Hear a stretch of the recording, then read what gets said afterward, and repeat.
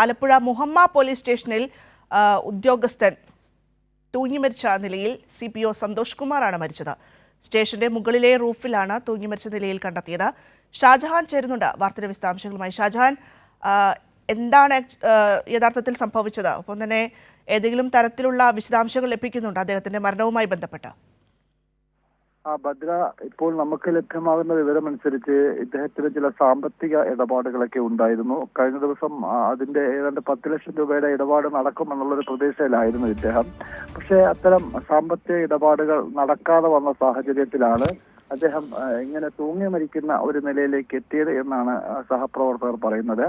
സാമ്പത്തിക ഇടപാടുകളെ കുറിച്ചൊക്കെ ഇവരുടെ സഹപ്രവർത്തകരൊക്കെ തന്നെ ഇദ്ദേഹവുമായിട്ട് പങ്കുവച്ചിരുന്നു.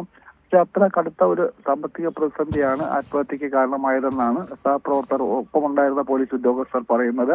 ഇന്നലെ രാത്രിയോടുകൂടി ഇദ്ദേഹം മുകളിലേക്ക് പോയതാണ്. പിന്നീട് ഉദ്യോഗസ്ഥർ അന്വേഷിച്ചപ്പോഴാണ് ഇങ്ങനെ തൂങ്ങി മരിച്ച നിലയിൽ കണ്ടെത്തിയത്. മൃതദേഹം ആലപ്പുഴ മെഡിക്കൽ കോളേജ് മോർച്ചറിയിലോട്ട് മാറ്റി.